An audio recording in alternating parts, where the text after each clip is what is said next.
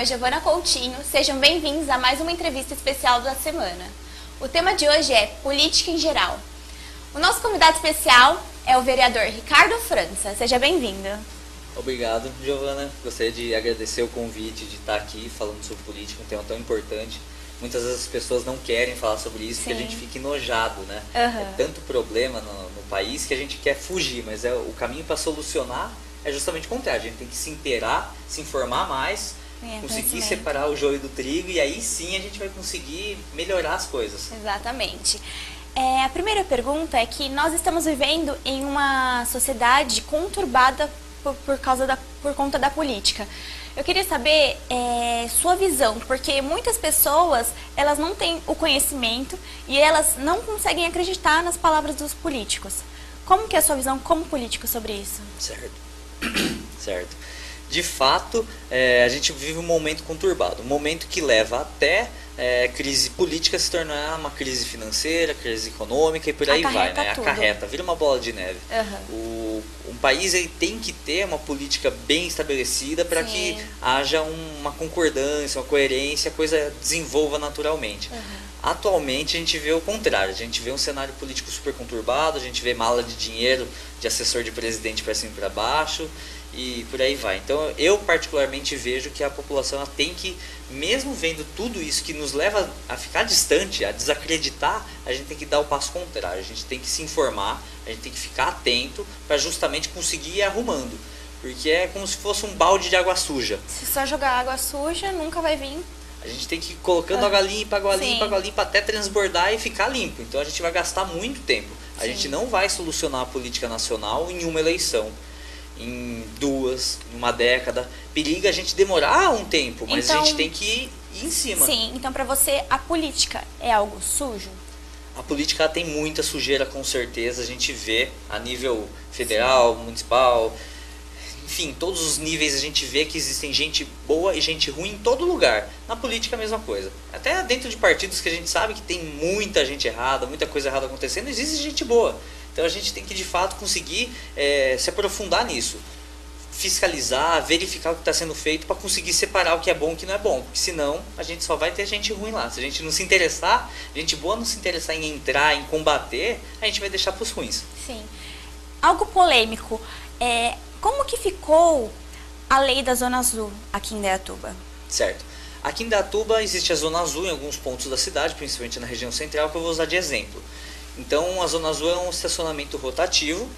Ela serve na teoria para que quem trabalha no centro não deixe o carro estacionado perto do comércio ou do lugar que trabalha o dia inteiro e ocupe essa vaga o dia inteiro, prejudicando as pessoas que querem consumir alguma coisa no centro, comprar.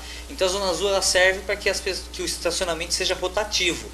Então essa é a teoria da Zona Azul, como que ela deveria funcionar. Tem muita gente que para ali, vai trabalhar e não volta mais. Sim, se não tiver a Zona Azul, atrapalha a circulação dos Exatamente. veículos. Os outros veículos, as outras pessoas que querem consumir algo não conseguiriam achar vaga de forma nenhuma. Mesmo com a Zona Azul é difícil de achar vaga, então imagine 100, que daí centenas de carros de pessoas que trabalham ali estacionariam perto, né? E recentemente, sexta-feira, foi sancionada uma lei de minha autoria que estende o direito do idoso e da pessoa com deficiência a utilizar outras vagas, não só as exclusivas. Ou seja, como que é hoje? Hoje a pessoa que é idosa ou tem uma deficiência física, motora, seja permanente ou temporária, ela pode estacionar naquelas vagas que são demarcadas. Ou seja, aquela vaga que está pintada no chão, ele pode estacionar lá por até 2 horas sem ter que pagar nada, sem problema. Muitas vezes a vaga do idoso ela tá sendo utilizada por pessoas que não são idosas ou por alguns por deficientes. Então isso acarreta uma dificuldade para os idosos e para o deficiente. Então isso seria um benefício para eles, né? Sim, sim.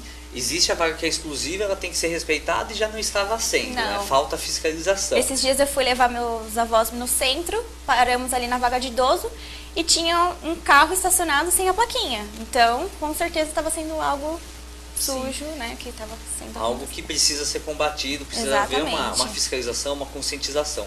E a lei que eu aprovei estende esse direito de estacionar de graça, que era só nessas vagas demarcadas, para toda a Zona Azul. Ou seja, a partir de sexta-feira, todo idoso, pessoa que tem deficiência, ela pode estacionar em qualquer vaga da Zona Azul, sem ter que pagar durante 2 horas. Ou seja, a gente conseguiu dar esse passo, essa melhoria, porque infelizmente na cidade a gente tem poucas vagas que são destinadas exclusivamente para idosos ou pessoas com deficiência. E essa lei ela vem para aumentar isso, para amparar essas pessoas. Porque a maioria dos idosos não consegue se locomover. E você acha que o valor da cartelinha da Zona Azul é um valor alto ou deveria ser um valor mais baixo para ter mais a rotatividade das circulação? Eu acredito que o valor em si ele pode ser discutido, ele tem que ser discutido. O sistema de Zona Azul na cidade ele já é bem antigo. Talvez até a forma que você compra, como que você faz para estacionar e tudo. A gente tem tecnologia para auxiliar nisso, então talvez modernizar para baratear e aumentar o nível de fiscalização. Porque a intenção do estacionamento é que ele seja rotativo, para promover o comércio local. Se a pessoa para lá, deixa o dia inteiro e não tem fiscalização nem nada, ela está atrapalhando o comércio local. Então ela precisa de fato que a Zona Azul funcione. E ao meu ver, tem que sempre ser o mais barato possível, né? A gente quer que seja bom para o comércio, mas não tem que ser ruim para quem está querendo utilizar o lugar. Você acha que a população em si, ela tem uma visão errada sobre a política? Porque também tem aquilo, tem políticos bons e tem políticos ruins. O que você acha sobre a visão? Será que a visão da população está errada ou não?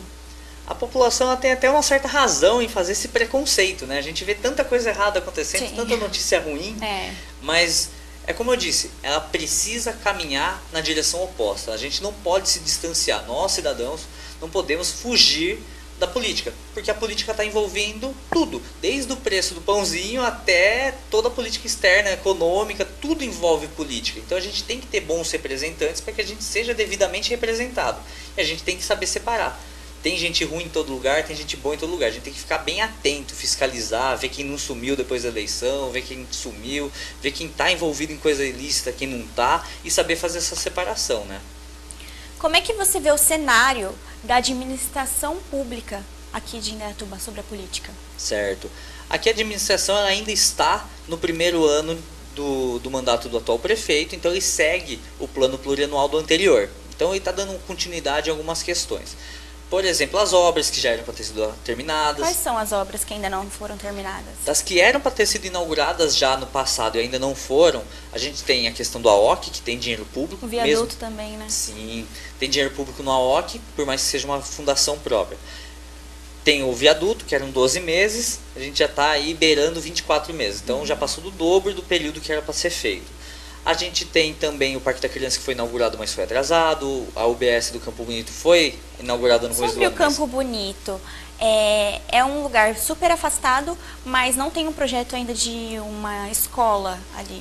A rede municipal existe, mas infelizmente a rede estadual não. Então, a maioria das pessoas que são de jovens que querem fazer... Eles têm que pegar um ônibus. Exatamente, é isso que eu ia chegar. Pega um ônibus e trava todo o sistema, vai longe, dificulta para a pessoa. A gente tem esses problemas na cidade, né? Então, além disso, tem outras obras que ainda não foram concluídas. A creche do idoso, a gente tem... Seria um benefício muito bom, né? Sim, foi uma promessa, tinha que já ter sido inaugurada. A rodoviária mesmo já tinha que ter sido inaugurada em março desse ano. Veio em março um projeto para aumentar o valor empenhado na rodoviária. A gente votou contra esse valor porque ele não tinha uma explicação lógica. O pedido, que era em 2 votações, voltou atrás, veio um pedido novo de um valor menor, ou seja, só da gente questionar onde que ia gastar aqueles 2.400.000 a mais do previsto, já virou 1.800.000. Então só de questionar, eles conseguiram recalcular e em 2 meses aí o valor de 2.400 passou para 1.800. Então a gente faz uma oposição aqui na cidade bem consciente, bem transparente e bem combativa. A gente vai atrás de ver o que está dando errado para justamente melhorar. Esse é o foco. Todo mundo quer fazer a cidade ficar melhor. A gente entende que muitas vezes tem problemas que a gente pode cutucar e melhorá-los, né? Sim. Nós vamos para os comerciais, voltamos já já. Espero você aí. Fique aí.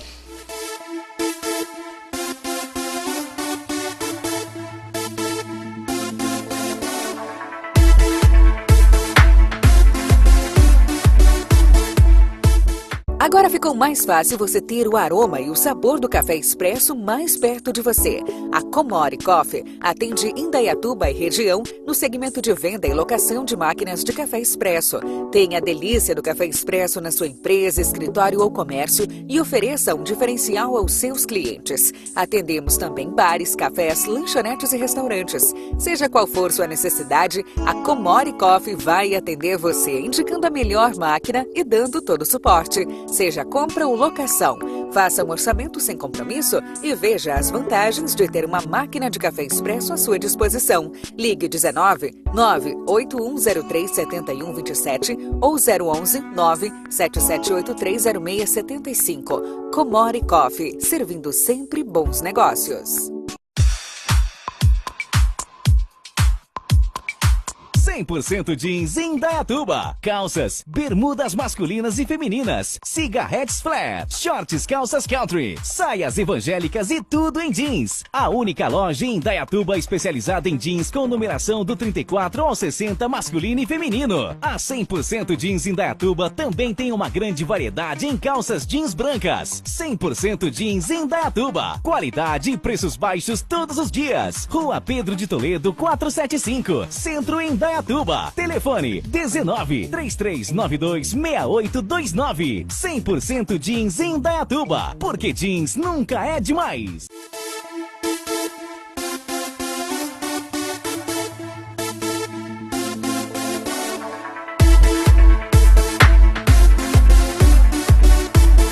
Voltamos com mais uma entrevista especial da semana com o tema Política em Geral, com o nosso convidado, vereador Ricardo França. Existe mesmo essa situação de 2 ou 3 mandarem dentro da política e os outros baterem palma para louco dançar? A gente vê isso em todos os níveis, né? A gente vê que em cenário a nível nacional tem os líderes de cada bloco que encaminham e que fazem parte do governo, da gestão, e a gente vê.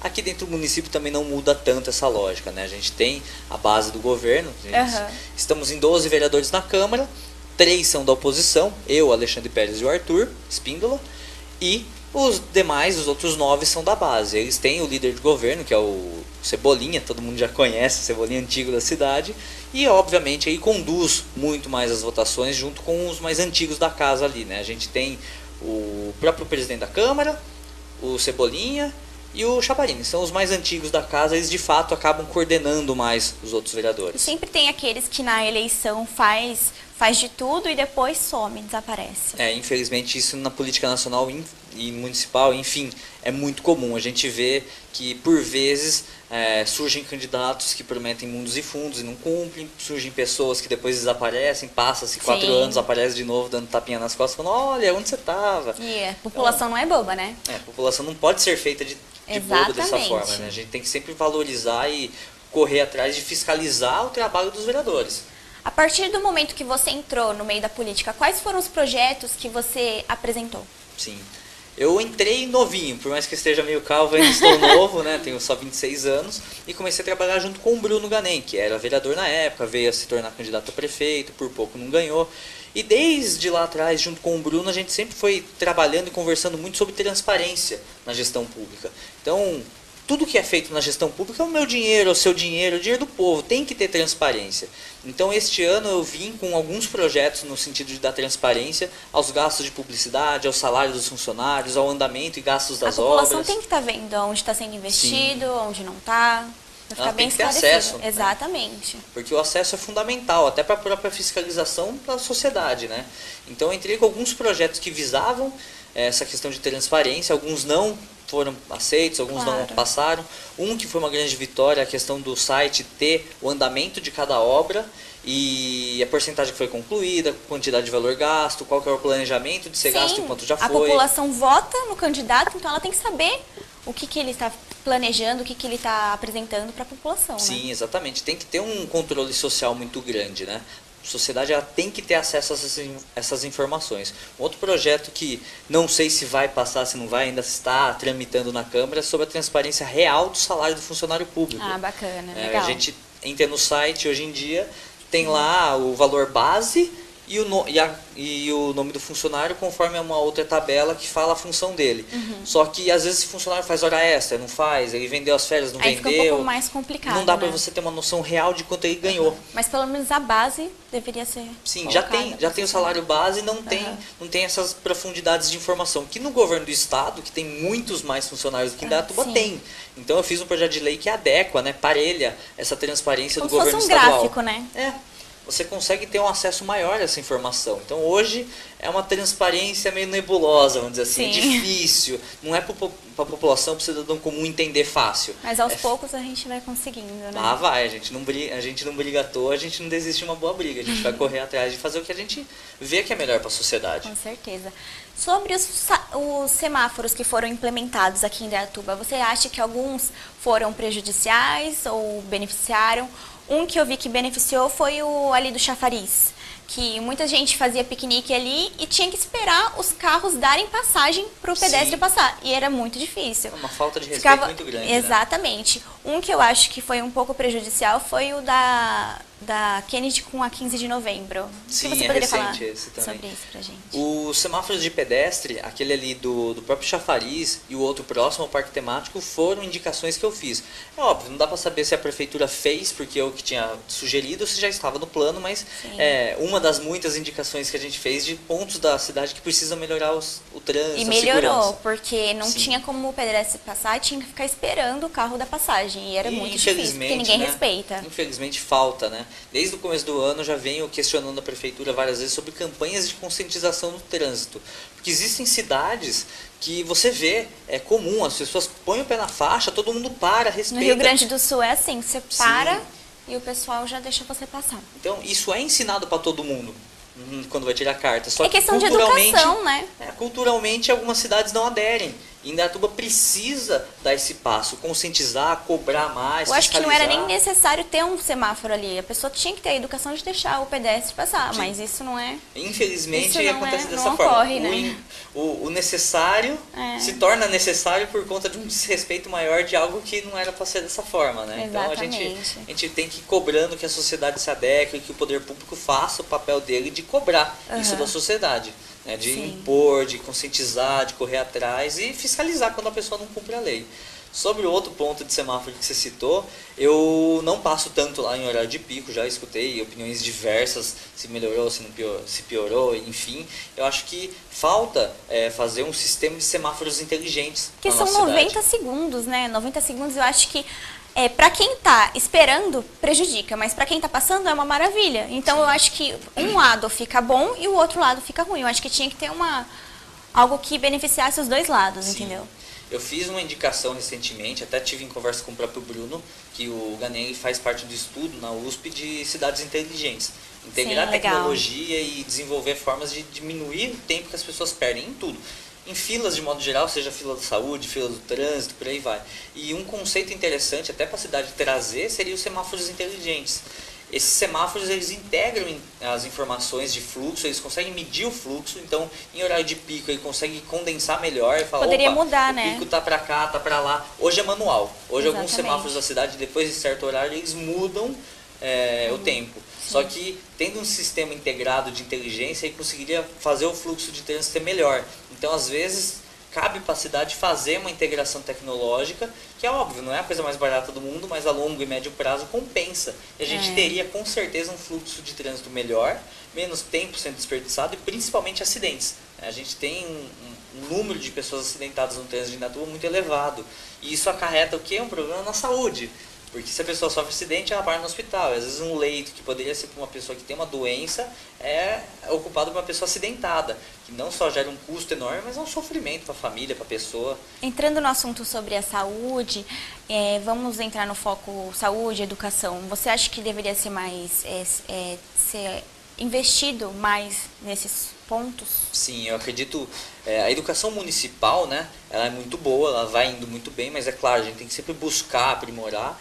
E a saúde, infelizmente, tem alguns fatores, alguns indicadores que estão indo de mal a pior. A gente tem, por exemplo, a saúde, vamos dizer assim, a mortalidade infantil. São crianças que nascem em Indaiatuba e que morrem antes de completar 1 ano de idade. A nossa mortalidade infantil, ela é medida, a unidade de medida é cada 1000. Então, cada 1000 crianças nascidas em Indaiatuba, 12,6 ou 2,2, uma coisa assim, em 2016. Itu é metade disso. Salto é menos do que isso. Na média da RMC é o número de 9,1, se eu não me engano. A média da RMC. Tem cidades bem mais pobres do que a nossa de renda per capita. E a gente está em 12,2. Então a gente fala, pô, como assim? Como que a gente pode? Então, expectativa de vida, a gente não tem a melhor média da região. Então, em alguns fatores da saúde, a gente vê que tem alguma engrenagem solta nesse sistema. Falha. Tem alguma falha acontecendo. Com e aí certeza. a gente pega no dia a dia, né? Atendendo a população na rua, no semáforo, no gabinete, a gente vê que... E é por isso que é muito bom a gente estar atendendo na população, né? Ah, sim. É primordial a gente estar sempre em contato com Porque o povo. tudo é para a população. Então, Sim. se a população tem alguma coisa a falar, isso vai ajudar nas melhorias, né? Sim, sim. Então a gente vê que está faltando remédio, que as pessoas estão reclamando, que demora muito para conseguir um exame, uma cirurgia e por aí vai. Então a saúde ela precisa melhorar. Nesse caminho, né, em direção a isso, a trazer alguma melhoria para a saúde da cidade, como vereador a gente não mexe na verba. A gente não consegue decidir quando fazer uma obra, onde fazer. Onde vai ser investido. Né? O único momento que a gente consegue fazer essa mudança orçamentária é por proposta no PPA, que é o Plano Plurianual, que define os 4 anos de trabalho da cidade. Poderia explicar um pouquinho como que funciona o PPA pra gente? Sim. O PPA é para os próximos 4 anos e todo prefeito que entra pega o último ano do PPA anterior. Então esse primeiro ano do Gaspar está seguindo uma lógica orçamentária que o prefeito anterior deixou. Agora, esse ano foi votado o PPA dos próximos 4 anos, que pega o primeiro ano de quem seja o prefeito de 2021. Sim. Nesse PPA, tinha uma verba planejada de 12 milhões para propaganda institucional. É revista falando de obra, é outdoor, é propaganda no cinema e por aí vai. É em tudo que a propaganda da prefeitura chega. Eu fiz uma proposta bem pé no chão de tirar 3 milhões dessa verba. Poxa, 9 milhões é bastante dinheiro. Para ser investido em outras coisas. Né?